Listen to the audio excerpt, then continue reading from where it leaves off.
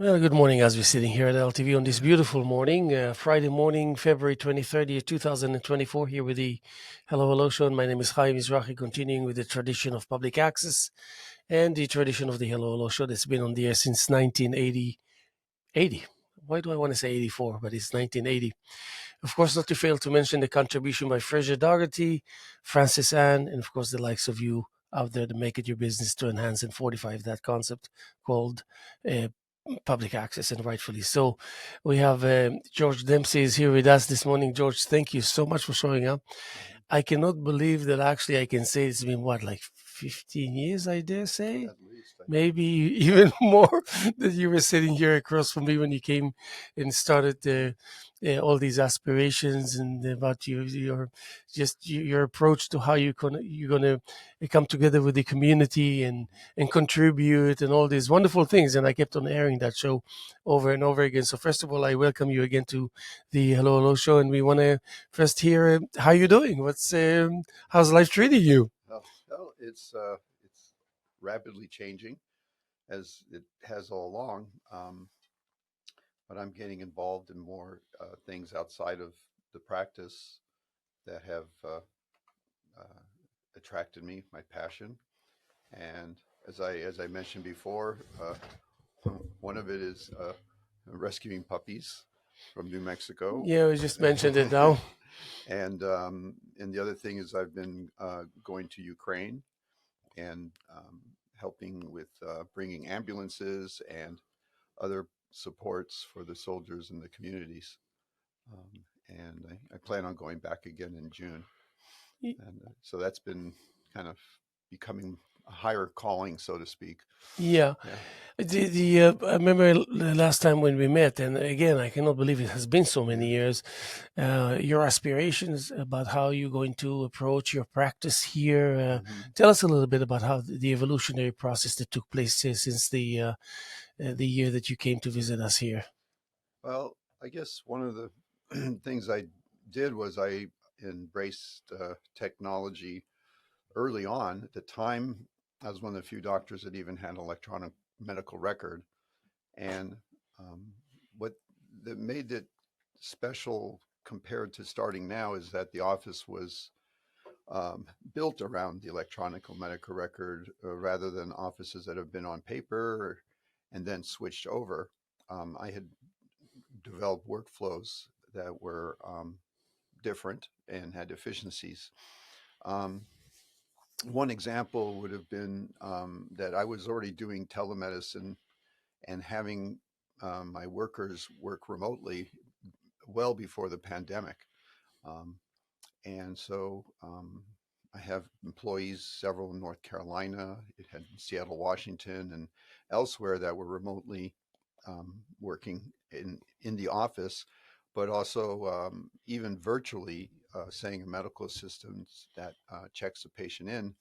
I had people that would get the patient ready remotely, talking to them ahead of time and preparing the chart work and getting records available.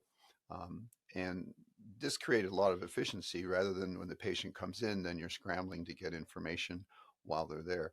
Um, so But now it's common practice, more or less, no? Now, well, yeah, now it's common practice, but the model of having remote workers, virtual workers, is only in the past year has been begun to be conceived of and used more. And of course, yeah, now you have insurance companies that are providing um, remote Yeah. health care. They're basically now insurance companies are hiring doctors to provide telemedicine visits for patients. So everything since the pandemic has rapidly changed in that direction. But there's not many offices that are structured the way mine is yet. They're starting to look at that and it's starting to become a concept. Yeah. That's starting just now. Yeah. Yeah. Um, So as far as COVID is concerned, it's like we had COVID and suddenly we don't have COVID, even though we have COVID, but mhm, it's not something that we need to write home about any longer. yeah. The fear factor has vanished, kind of thing. Mhm. So how much you could attribute it to a fear factor that brought it to such heights, rather than really the severity of the, if you can call it a disease. Um, how much of it is really was real on the surface, that we really was all of our attitude and behavior was justified. Oh, you mean about how we approached COVID? Yes, and Okay. also as far as preparedness for the future when really bad things can happen. Yeah. Um, well, at the time, and with what we knew at the time, the measures I think were um, appropriate. Um, probably more than, probably not appropriate enough in some ways. In that it was a little bit of a delayed reaction because we actually saw it coming, and we didn't react until it hit us. We saw it coming and starting in San Francisco. Cases started happening. We could just see the wave coming. And here on the East Coast, not, for several weeks that we were Well, it's delayed. kind of wishful thinking. It might go Yeah, away, or maybe it's not what we think it is. yeah. I just don't think. Yeah, I was concerned, and yeah, I was trying to blow the horn about it. Um, but in terms of the severity of the disease, it was a severe disease when it first hit. I think we know 1 million Americans died, so that's a pretty significant Yeah. disease. And then when the vaccinations came, that those numbers really dropped, and it's a shame that when people feel better. My analogy is the same thing when someone comes sick in the office. When they're sick, they're they're very you know Succumbing to desperate, they're reality. healthy, they're concerned, and Yeah, yeah, and then when they're well, it's like, oh, that was no big deal, and but they're on to the next thing. So but that's the human condition. That's that something is that is regardless of what that hits you. is, and I think that's playing into now our looking at it, and our criticism now is not looking through the same eyes as when it was occurring. So as we speak, did they improve the vaccines since they kind of opened the markets and opened and everything kind of Um, back to normal? Supposedly, are they still working on improving the and vis-a-vis collecting data and whatnot? So is the vaccine today the same as they administered like 3 years ago, for example, 2 years ago? well, I mean, the technology is the same, the way the vaccine's made, and they're genetically engineering it as it goes to accommodate the differences in the new strain. So they analyze the new strain and then develop a vaccine, which is, a lot of people have a problem with the technology, but it actually enables things to be rapidly responded to. And that was the only way we would have ever had any kind of vaccine at the time, in Yeah, time to yeah. have it. And the timeliness matters. If it had taken 6 months longer, how many more people would have died? So there are vaccines that are have been developed, are being developed, are say based on the more traditional model of how vaccines have been done over years. Um, I'm not sure what stage they're at now. I was reading a lot in the beginning, and now we've all kind of gone to other parts of our lives. So in terms of developing those vaccines, I can't really comment where they're at now, but I know that they're being they're being worked on because it's more appealing to the public, about what they a lot of it's public perception. We have fears of vaccines that have really grown. um, Vaccines have been around for a long time. They've done a lot for us, and um, vaccines have had side effects. This is not a new concept. Yes, and now there's so many conspiracy theories revolving around the nature of it and all this. But a lot of countries abandoned research also, Mm-hmm. since they thought that that eagerness and sense of urgency is not as it used to be only 2 years ago, Well, and that's a shame. No, that they again, we're looking in a different lens now. yeah, The fear is gone. yeah. The morbidity and mortality is way down. So yeah, we're this is how we are in life. We shift our priorities and our perceptions change. So is it fair to say that it becomes almost like a flu shot? You know that you Hmm. get it every year, regardless, and Hmm. that's the new normal kind of thing. Pretty much. Yeah, pretty And but it much. was initially it wasn't supposed to be this way. It was supposed to be, you get the vaccine and you're good to go. That's it. But it was never mentioned early on that you need to take it again and again and again and replenish your system with that. Oh, And I think it was intentional because they didn't want to mhm, kind of get the people to think, yeah. oh, so it's not a one-time ordeal and things of this. Yeah, I suppose. I guess everyone has their views on it depending on their knowledge about medicine. From a medicine point of view, it was I totally expected that. I was Yeah. not expecting the immunity.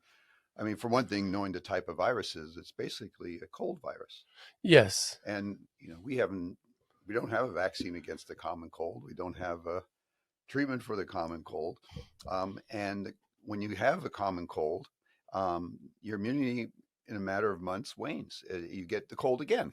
Yeah. So it's something that does need, if you're going to have a serious common cold, you do have to have a continued, um, supplementation of your immune system, or you're going to get the cold again. So why were you not? So why were you so concerned about COVID when actually when you get the cold and it can really debilitate you? I mean, Hmm. obviously we've all experienced being in bed for a week or not being Hmm. able to move and your body doesn't answer you and things of this nature. So why wouldn't it be fair enough to say that actually we're dealing with COVID that is kind of from the same family and we're gonna have to kind of live through it every time it shows its face? Well, that's pretty much what's happening.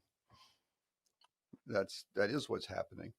Um, And I think, I guess as we take a step back over time, we get a sense of the severity of it. It still is severe. People are still going in the hospital and Yes. people are still dying. Yes. It's not how it was, but it still is in certain people a serious illness. So just like anything that you can uh, help with, that's what we have vaccines for, to Yeah. prevent people from dying. I think another misperception that people feel say is, well, I still got sick, and it's like, yeah, but you didn't die. Yeah. There's a He's, difference, and the he's idea, still the around. concept that a vaccine totally prevents the disease like a wall, and it doesn't even come close to you. Again, that's a lay misconception of medicine, and we've known this is all stuff we've known. We've known this, like the flu, and you hear on a yearly basis the flu is 30 to 60% effective and so forth. Um, that doesn't mean it's not worth it. It also diminishes the severity. It may not be completely effective, but it does lower it. And the other way to look at it is from a public point of view. The more people that get vaccinated with the flu, the less likely it's going to enter into a community and then attack the people that are And vulnerable. yes, and So, yeah. So, I think with medicine, the from a lay point of view, we tend to think of it like mechanics, like a car, or like um, things that are very straightforward and mechanical. If this, then that. There, we don't, in general, have an acceptance of the gray zone that everything is not absolutely one way. And but when you're in medicine, you understand there's variability, and you get comfortable with the uncertainty. yeah, And that's that everything's not 100% sure it's going to turn out exactly the way you want. It's what do you call, it's a statistical judgment. But having a good judgment as a physician or anyone is just knowing where to steer, what direction, and where the best likelihood of an outcome is going to be. but in the same token, it's a coherent decision on the behalf of the establishment to say, okay, let's accept the cold Hmm. or the flu for at face value for whatever it is, and because I believe, even though my knowledge is somewhat limited, that if we want to tackle the issue, we can really find a solution for the flu. If we really want it, get it over with, and be more efficient, and eliminate the need to repetitive vaccines and every year, and just like we adapted this ritual and we feel comfortable with it, and we said it could have been worse. It's okay. Let it be as is. So Hmm. it is based on a coherent decision making process saying, okay, let's just go this route and we will accept what it really dictates to us, therefore. Well, if you're saying that you're kind of saying maybe it's almost like conspiracy that if we I'm not really even going wanted to, towards the if we really direction. wanted to, we could do something about the flu, which to me says, wow, we are omnipotent. I mean, we have the ability to change the world any way we want. No, but And when we why have am I the saying it is, scientific ability but to create something, think about the incredible impotence we have as mankind that we could actually do something like that. It's a miracle that we're able to even respond to this virus the way we did. The technology and our knowledge, and we take it so much for granted that we actually think we could do even better than what we do. And somehow things are being held back. There's some smart person up there that really knows everything and is just trying to control it a little bit. I don't think there's that much control going on. but the thing is, Yeah. there is research is money, correct? You don't have the funds. You can be whoever you are. You Hmm. you might have some influence, but it's Hmm. up to no good. You need the funds. Yeah, but So money doesn't answer correct, everything. correct, Money will not correct. make the discovery. But money will give you the incentive. Money will give you the ability to have the time to hire the people and so much more. All that money Yeah. can buy, so to speak. Yeah, but it's still the But American myth. It's but the for me, it's the American myth. concept. The American I myth is if agree. you put enough money and time, we'll I solve it. agree, And that's the American and ego. I don't go That this is route. This is that not is what I our suggest. that is our mantra, our science mantra. That This is at all not what I we can suggest. conquer anything. You know, we're the greatest thing that the universe ever I'm with had, you 100%. and we can do any. We can put a man on the moon. We can go to Mars. We can do anything as long as we try, because we're American. But listen, I'm with you 100%. You don't have to convince me. Believe me, I'm with you. But the thing is that it's almost like okay, you know what? It doesn't matter. We don't really need to Yeah, dig in deep into this. well, no, it's It's the interesting to concept. say the concept of the flu is something. I think the original concept is how do we approach COVID now, and what's going on now. Actually, I think it's actually if it's not enacted, it's in progress as we speak. Is that we're going to leave the 5 year quarantine after having, I mean, 5 day quarantine after having COVID, and we actually are now on a public health level recommending to treat it pretty much like a cold or a flu. So it is being downgraded. Yes. Our viewpoint on it's being downgraded, and it's just in response to how things And have it makes evolved. sense that it Hmm. should be this way. Yes, that because this is what reality dictates. But Hmm. then again, with the flu, it's more like I can't help myself but thinking. And again, I don't even go through. We're Americans, and therefore we're Hmm. almighty, and then it's a given, and Hmm. so much.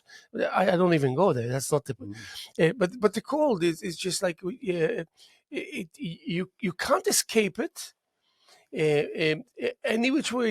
It's almost like I always wonder how come. Show me one person in the world that wasn't stopped by a cop in the street in Hmm. driving a car. Now you see, how many cops are out there? There are like billions of people driving cars, but at least every driver at least once was stopped. How is it possible by way of numbers? Even do you understand what I'm trying to say? Hmm. It's a mystery to me. I think about these things and I say you cannot escape it, Hmm. and it will always meet you, and you will always like trying to people always like think this way, like let me think, how did it, where was I, they're always trying to figure out where they caught it, Yeah. as if it's so important, maybe when Yeah. you have 5 kids like I do and they're young and all this, so it's all everything is an issue. And but Yeah. also what I realize is the kids, they already know about their condition a fair amount. For example, my 10-year-old woke up this morning. They were supposed to go to the trampoline up island, whatever, and he wasn't feeling so good.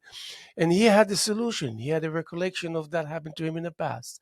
Hmm. And he's going to have a cup of tea and he's going to take a 10 minute and he's going to read and it's going to affect him this way and that way. I was actually pretty impressed how they deal with something that's potentially serious in a very down to earth fashion that Hmm. is actually effective. Hmm. And it's effective to him at that moment. It makes sense to him, and it's all based on recollections and somewhat of an experience. So I thought that sometimes the level of sophistication of medicine, it can also be achieved by being adamant and being just very basic about it. Hmm. Hmm. You mean in terms of public health and getting public health compliance and people agreeing that these are rational ways to deal with Also, in situations? addition to so many other Yeah. that available treatments and so forth and all this, I, for example, I never took the flu shot in my life because I resisted to think it. Or I was associated it with older people take it, and then I realized I'm actually old. Yes. But other than that, I tried it. I said, I really don't like the fact that I get hit once a year, but it's so severe that it's just I don't I wanted to stop, Mm-hmm. and I tried it, and it worked, and Mm-hmm. so instantly, it's a no brainer for me, and but I'm not so sure that it works the same way with other people. Well, I think like you said, with I think what you're saying with the kids and yourself, we learn by our own experience, and that's what we believe. The other thing that we believe is our friends. Those are the two things that immediately impact our impression of what reality is. When it gets further beyond that, it becomes abstract, and then we don't we don't grasp it. We That's a don't good believe in point. it. Yeah. Because I mean, like I have so many patients come. Well, my friend just got diagnosed with this, so now I want this test done.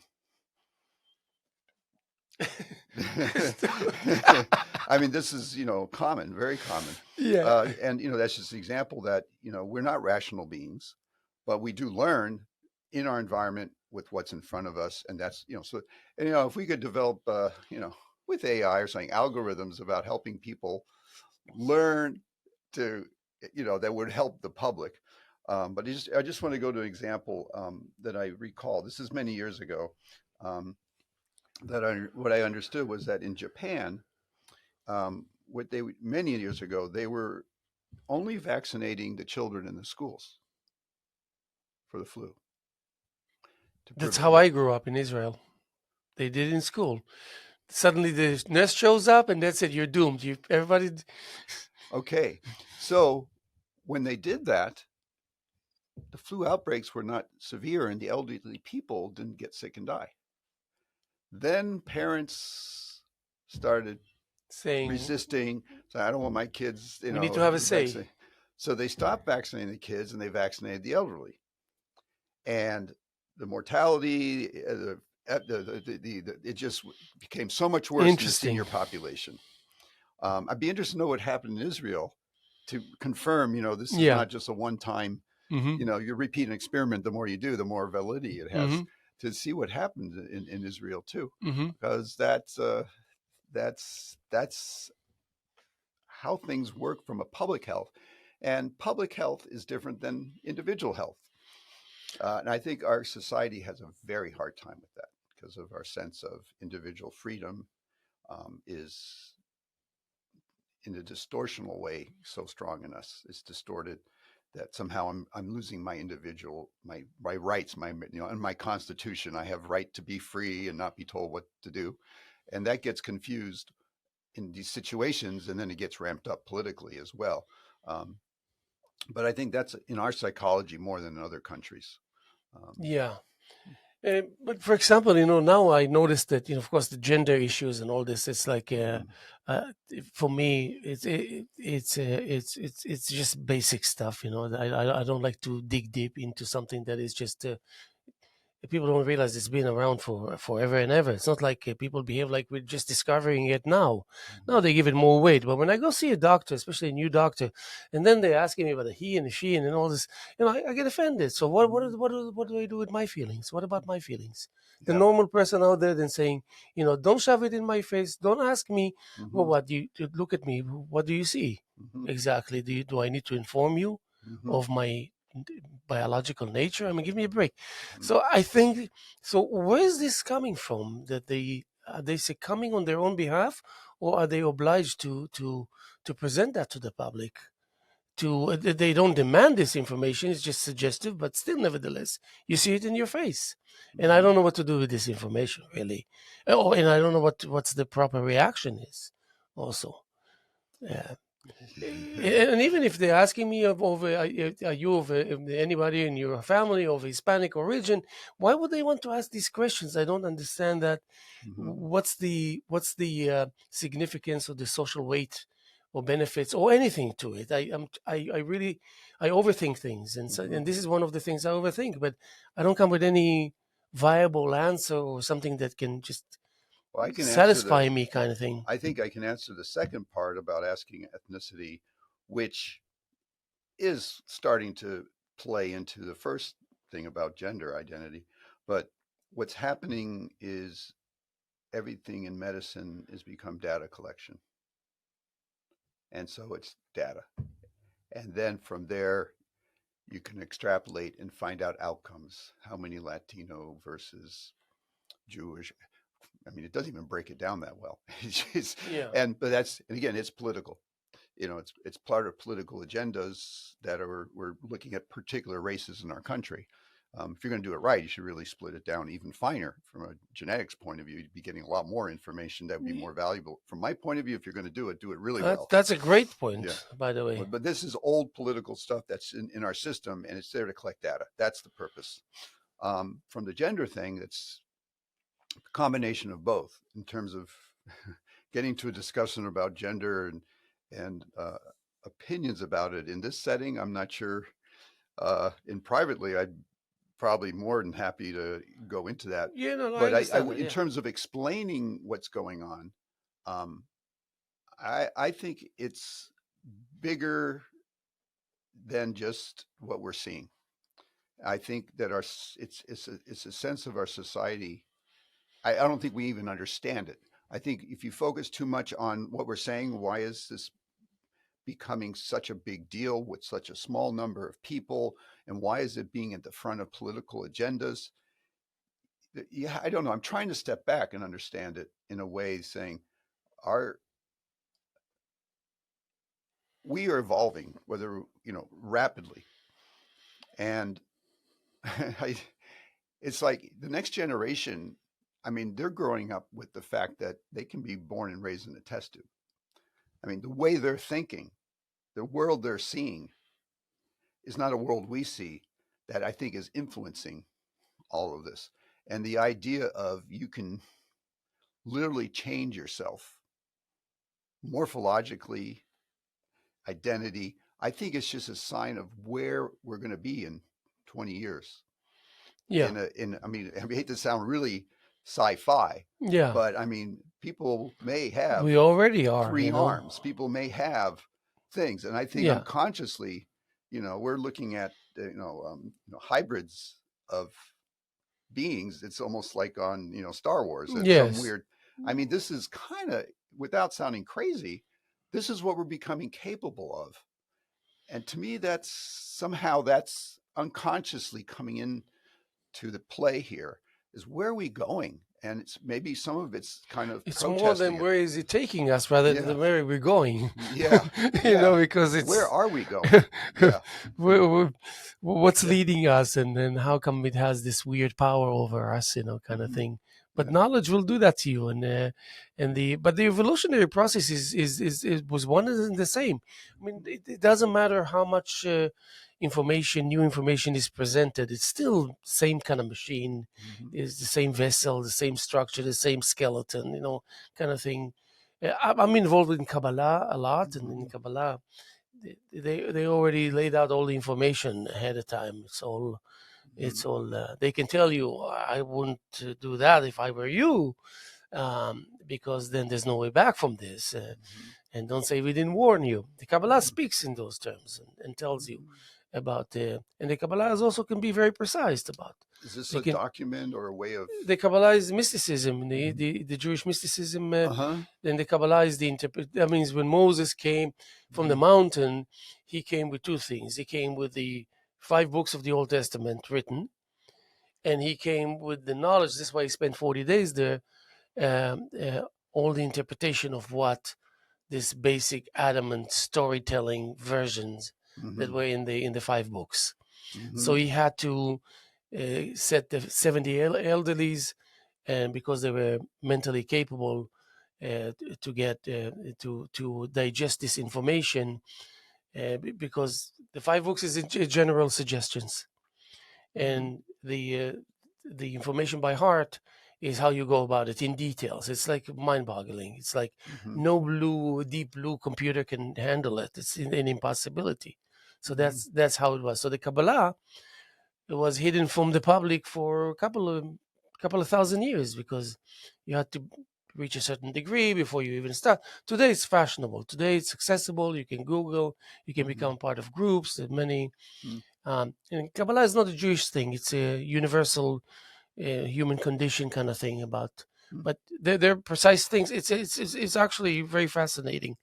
And but you need to learn how when to stop. I know when to stop because it's just a little too much information available. So like just so just like this, you know what I mean? So sometimes it's too late. You read something and you said, what did I just read? And so you just turn it off, and then you want to get rid of it. You don't want to digest it because it's stronger than you. So Interesting. so when it comes to that, and in the description, I still think about what kind of breakfast I had this morning. And was this the right choice to put this shirt this morning? I'm wheeling and dealing with things like this all the time. It's not like when I go to the doctor's office and think about this, what I just described to you. This is just like another issue, just as much as what am I going to have for lunch. I don't give anything priority, but what bothers me bothers me. And again, when you have such young kids and as many as I do, I would like to be able to come to a teacher and say, back off, Mm-hmm. because Mm-hmm. back off. Mm-hmm. That's all. Mm-hmm. It's that simple. I Mm-hmm. don't owe you an explanation or anything. Mm-hmm. When you give birth to this baby, then Mm-hmm. you maybe have a say, but not to Mm-hmm. this baby because it's my baby. Yeah. So things like that, without trying to be sophisticated. Yeah. That's why I say when you think, when God gave us supposedly the ability to imagine, He Mm-hmm. also gave us with this factor the ability to surpass its ability. Mm-hmm. It's that simple if you think about it. So when you think of trivial things that's happening to us on a daily basis, you can ridicule speed of light. It's Mm-hmm. ridiculous. It's nothing compared to our ability to imagine something that 10,000 billion times faster than the speed of light, because our accessibility to the almighty power is unconditional. Mm-hmm. You understand what I'm saying? Because we were given that. Now, how many people do you have that really sit and think about this and take it for granted as a given? Yeah. So you don't want to deal with this. So what is, for example, the closest thing to infinity? And that I can do because I have a 5-year-old that asks me these questions. Yeah. The way he asks me about the nature of God and all this is, where is it coming from? Mm-hmm. But I don't even want to know where it's coming from. I just indulge in the fact that, okay, something must be right here. This guy is behaving like a young adult already.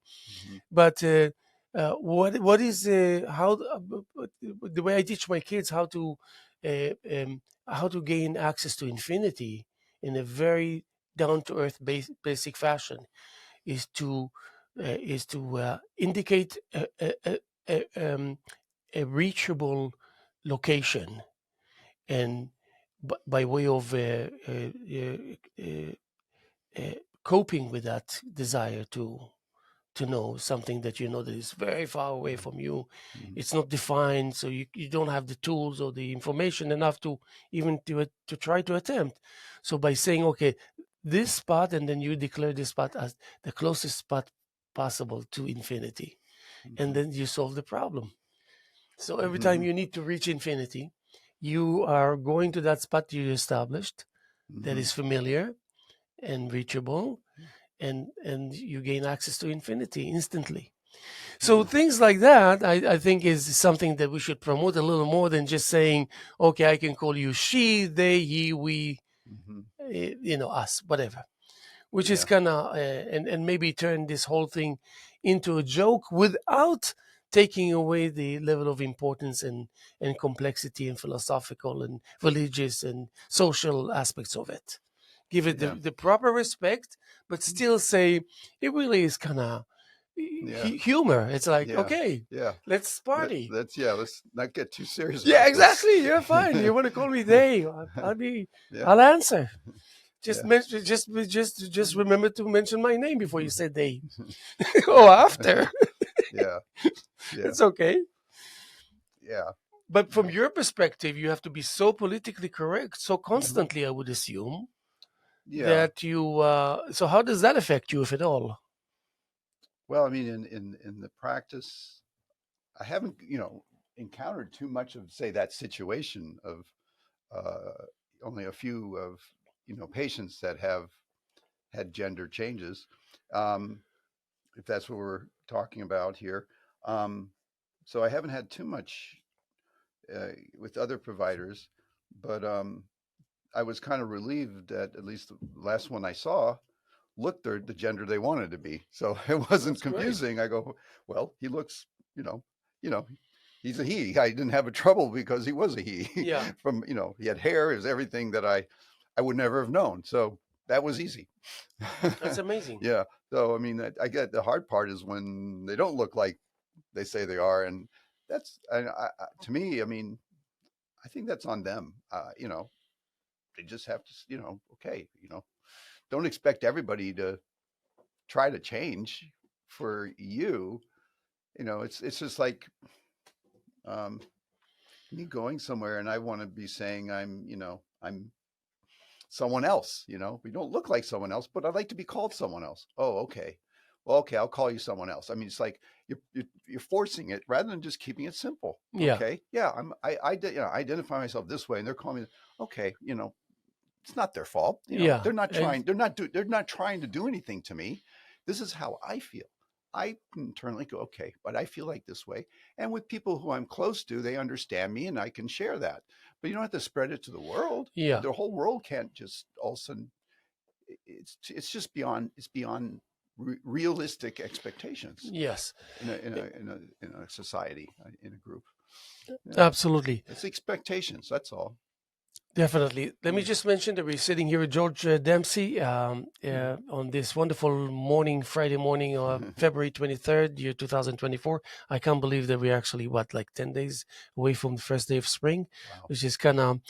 Um, but I wanted to talk to you about, of course, the exciting journey that you embarked on as far as Lyme's disease Hmm. and all this, which is just so relevant to.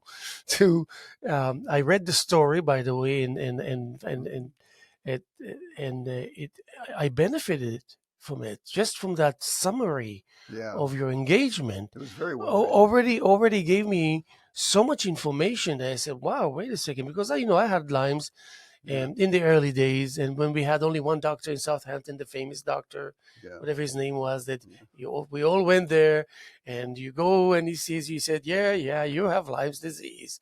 yeah. And it was the era where they shove 5 weeks of antibiotics, like infest your system until you don't even know what your name is. Mhm. And but nowadays they're already telling you that if it's within 72 hours, you can take 4 pills for 200 Mhm. milligrams and you're safe and things of Mhm. this nature. So a lot took place in the sense of, again, A fear lot has happened. factor, Mhm. understanding the level of severity and the extent of how it can affect the nervous system, and can really doom some people. And then people, some horror stories you can hear. Mhm. I know firsthand from friends and all this what they had to go through and all this. But can you indulge us in kind of summarizing what is the nature of that journey that you embarked on? Well, I have to say from the beginning, the reason why I embarked, I was the fact that it was confused, what was perceptions, what was real, and really what is, especially chronic Lyme, what is it? How and with how do we know it is what it is? Because the symptoms could be many different things. It was very confusing and a lot of fear.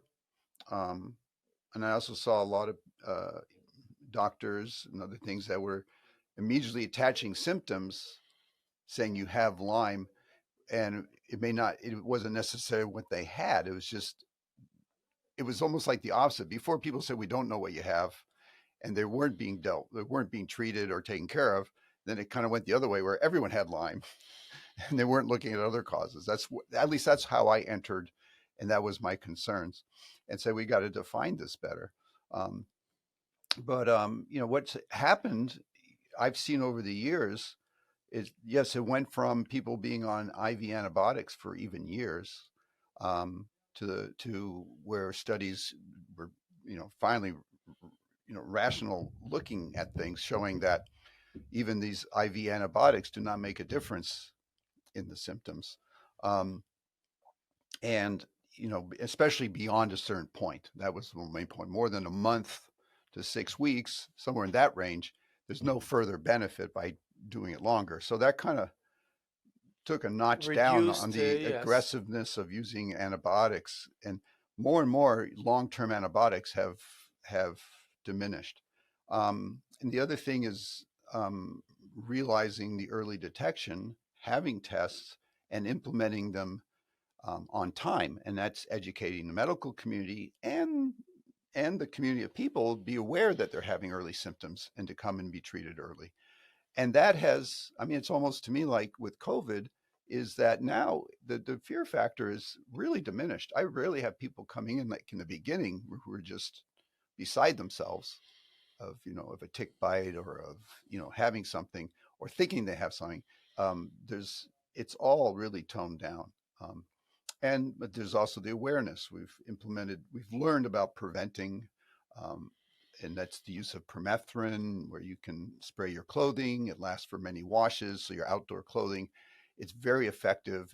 It doesn't have to, you know, you don't have to destroy all the wildlife in your yard, and you know, which is, has, Yeah, bad there's no way outcomes. around it. You have to And kill everything in order and to kill the one thing that you it, want to get rid yeah, of. and then it comes back next time a deer walks across your yard. Yes, You know, exactly. so so there, we've begun to get um, implementing and solidifying uh, the pillars of how we should approach it.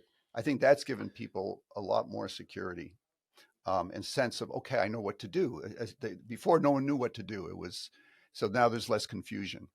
So that, yeah, it's really come down the level of anxiety about it. Um, so I've seen, that's what I've seen over the years. Um, the next stage is, in terms of testing, there's been so many efforts over the years to come up with a test of diagnosing it sooner. But the thing about sooner is usually we're talking a matter of weeks, not months. Um, and what that means is for the antibody response, which is how we measure whether someone has it, is whether they're developing antibodies. That takes 2 to 4 weeks to develop. So if you test someone within the first week, you're very unlikely to pick it up. But after a few weeks, you do see it and you do treat it. And the But then it idea, lingers around for much longer, after you're kind of cured, supposedly. well, that's again, that's I think where we're getting more comfortable with is if you're doing it within weeks to a couple months, it's treatable. It's when the thing is, what's still in our mind is that people had it for years undiagnosed. And that's when it simmers array. And that's when it creates whatever it does. Your immune system changes, whether it's there, whether it's still there permanently, or this is just the damage it left and that it altered your immune system, Hmm. still remains to be answered. But that is something that's we are seeing less and less of because we are treating it before that. The cases that are long term are actually in areas of the country where people are not aware of Lyme. So I think there's more cases in, say California, where people don't even know it exists. The doctors don't even know it exists. Hmm. And if someone gets it, there's not as many, it's not as common, but the ones that get it don't know they have it for so long. And they're the Until ones that it's have a problem troubles. for life. Yeah. And so I think we're what we're carrying is a residual of the 80s and 90s where we didn't know what it was. We didn't have a test and people were having all these long-term problems.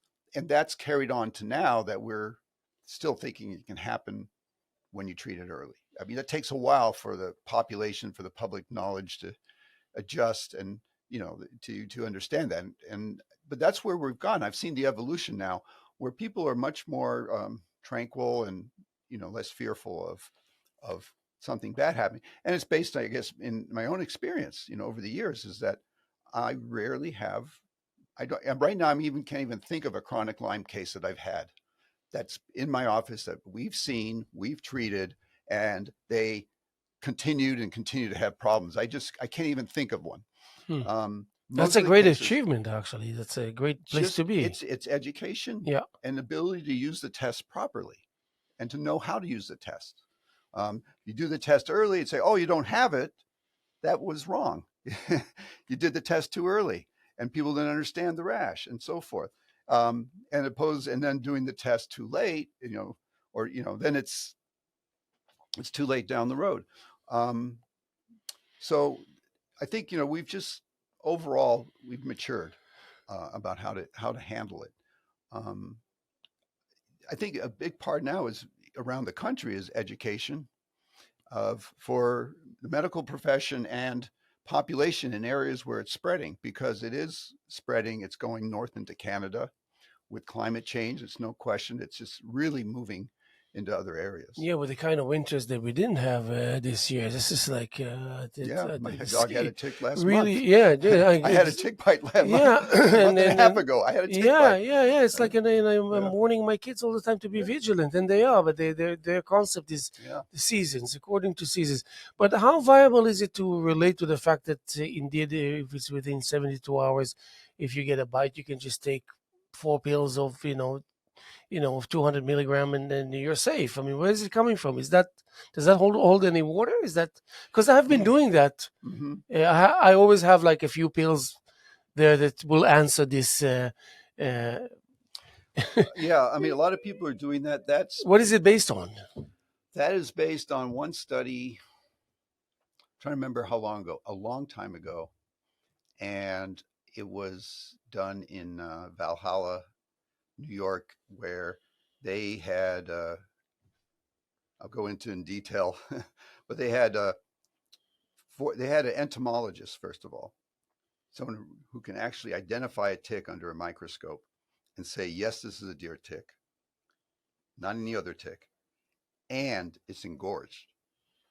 So it means it's been feeding. Hmm. So they selected out 400 people in that category. Actually, they selected out 800. I don't know how how long it would take to find that? Because I have people coming with tick bites regularly, and it's very unusual that I actually see someone in there that's engorged that we're taking out. It's Yeah. most of them are not engorged. They've been in there for a day because people are now more. Again, this is back then. Now people are much more alert and they're taking it out sooner and more recognizing. Yes. So that's based in the past in terms of people not being knowledgeable and coming in with engorged ticks more. So the 800 is a lot. That's a big study to be able to accomplish. So out of those two groups of 400, one group they removed the tick and said, let's see what happens. And the second group say, we'll give you 200 milligrams of doxycycline, engorged, not just any old, and a deer tick. And out of that group, out of 400, as I recall, about 8 people who are not treated had Lyme, which is 1 in 50. Hmm. 8 into 400 is 50. Wait, 8 into 400 is 40. 8 into 400, 8 times, what is 50, 8 times? 50. It's 50, yeah. Yes. Yeah. Okay, so, so even with an engorged tick, what I've taken out of it, it's still only a 1 in 50 chance. Yeah. Now, in the group that was treated, it was like 3 out of 400. Yeah. So that's 1 in like 70, 80. Yeah. About. So now again, once you start talking numbers, that's when I think people have trouble conceiving what does this all mean. You could say, well, it dropped the rate by 70%. Yeah. Wow. 70% decreased likelihood sounds good to me. Yes, but what about the 30? Yeah, and what about the 397 people that took doxycycline that didn't need to? I mean, looking back, they didn't need to. So now you had 370 people who took doxycycline who may have had side effects from the medicine. Yeah, but it's only 4 pills, so it's not. But again, you get into what is the effect of a bunch of, of a population taking 2 doxycycline on the effect of their gut microbiome, on their other only if aspects it's of just their a health. couple of pills, really? We need to look at it to that extent? Well, now we're looking at the gut microbiome, and now we're looking at things differently. And the other thing is developing resistance, because when you give a little bit of an antibiotic and you enter the body, you're killing bacteria, but you aren't completely getting rid of them, and then they evolve. Everything's an evolutionary pressure. When you're exposed to something, but you have time to adjust, you're developing resistant bacteria. So just to give some examples that nothing we do is totally benign. So just to give a sense, you gotta, when you start stepping back and going, what about this? What about that? It just becomes a little more muddy to me. My solution in my practice has been that I've gotten a microscope and I identify the tick when someone comes in. So I can tell what type of tick it is and whether it's gorged or not engorged. So at least that helps sort out, because Yes. what most people are doing are any tick, you don't know, even dog tick, Lone Star tick, any tick, they're taking it. So now you're talking, when you open up the possibilities of tick bites out of, we say it's 8 out of 400 engorged ticks. When you talk about all the possible tick bites, now you're talking maybe 1 in 10,000 is the ratio of benefit you're getting, Yes. because Yes. most people don't know what they're taking out. Yeah. So that's where I have difficulty with, is that I think we're overusing antibiotics for something we don't know.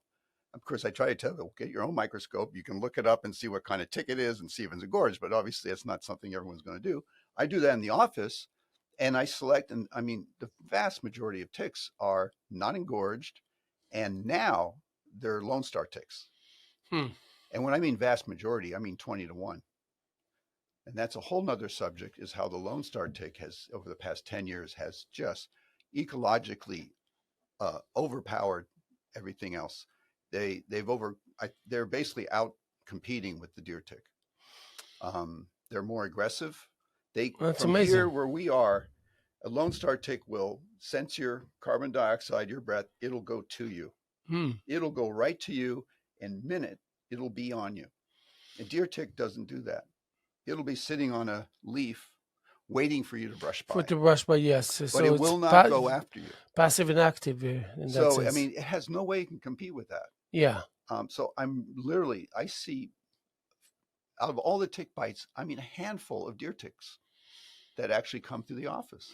It's really dramatic. But I don't recall that this is common practice through all the doctors, that they actually physically check it, and they just say, okay, this looks bad. Here, take some antibiotics. No, it's something. So is this reckless behavior, or is it just laziness? I mean, how do you define It's lack of education. I've developed this myself. I see. As I've learned and come up with things and created things. I've taught it to other clinics, and some are starting to do it. They're starting to get that. But when I train people in my office, they go out and some do it. Yeah. Yeah, but it's my own thing. I just came up with this. It's not being done routinely everywhere. I see. Yeah, no. It's a good idea. I'd love to be able to way to disseminate it if possible, because it's totally rational. Yes, absolutely. And also scary, because people now are beginning to realize to what extent they can get ill. Mm-hmm. So as you mentioned before, when something hits you, suddenly you become, you accept everything, religion and medicine and everything. And then whatever the doctor COVID, says. When it first came, we were all over the place. Oh yeah, we were. Yes, we were. The world's ending. We don't know what's going to happen. And then now, when we have it under control, so to speak, now we're relaxed about it and we know what to do. We have much more clear how to approach things. Yeah. It's same phenomenon. Yes, and thank God that there is the evolutionary process of research and people like you that are kind of free thinkers and get put the. But I can't resist the temptation to ask you about. Okay, so if we speak of, because I think I asked you this question also, where's medicine going, and so what is the kind of reality of one size fits all that is just around right outside this door, that the only thing we need to do is gonna turn the knob and show ourselves out, and it's gonna hit us all these marvelous realizations that will help us find ourselves on a stage that's not familiar, and the things are more simplified, and the answers are clearer, and so is it still going as slowly and as tediously as it has been so far? Or is it that we, other than the sci-fi reality, and that we can just like move our pinky and that we can fly and whatnot, but how is it? Is it waiting for us out there that's going to hit us in the face, and that it's going to be like an enlightenment and a major enlightenment? You mean it in terms of medicines, Yeah, where medicine, medicine's curing, going. and just the whole attitude and approach towards, oh, well, I don't feel well, and therefore I come see you. Well, yeah, I think things are happening very fast, very fast. Yeah, it is. Yeah, very fast. Um, yeah, I, I,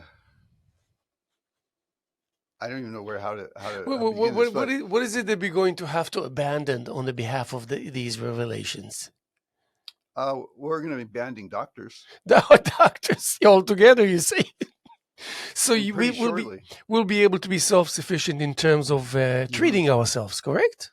Yeah, well, yeah, treating ourselves, yes, or being treated by something else that helps us, um, which is going to, I mean, literally be kind of like a robot that is But informed. that's old news, though. Yeah, What about the artificial but intelligence? Has that come to play? oh yeah, that's what I I'm mean. sure you. Oh, okay, okay. Yeah, I mean, it's basically just like the data of whether you're Latino or green or white. That knowing that you are the data that we're actually collecting now is from everywhere. Facebook, where we go, what we do, what we say, everything. All this data is everything we do is data, and the power of computers. You've heard of quantum computing, artificial intelligence.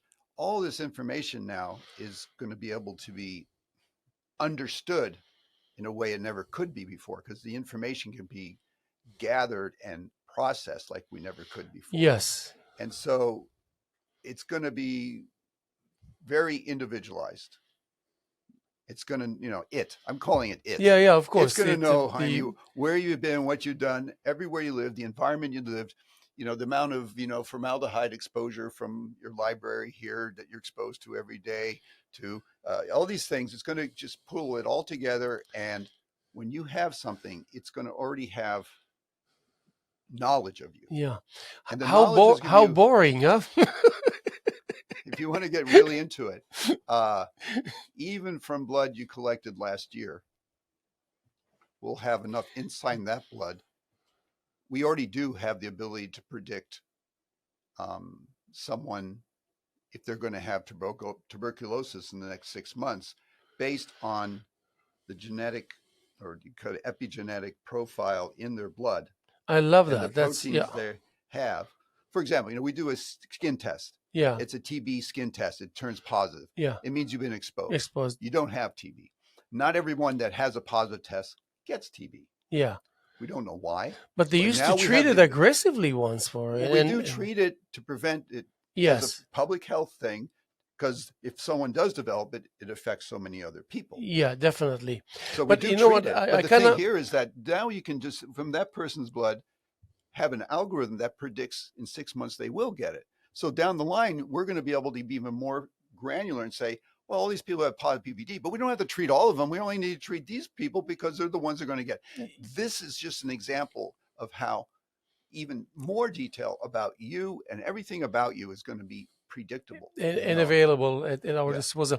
I hate to stop you, whether believe it or not, we are almost running out of tape. Oh yeah, it's like almost 58 minutes already Okay. that we've been on the air. Yeah. So first of all, I wanted to thank you for showing up. And I feel blessed that we actually managed to cover so many issues.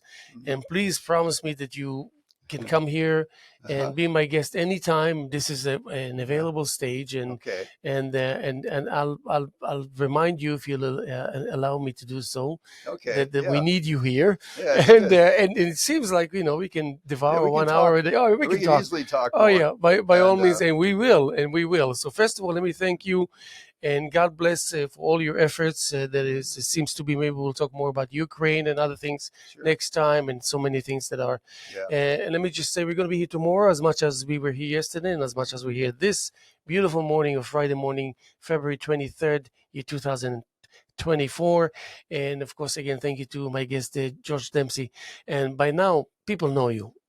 People know you, and people feel blessed that we have you here as a part of our community. God bless. Thank you, George. Thank you. Yep.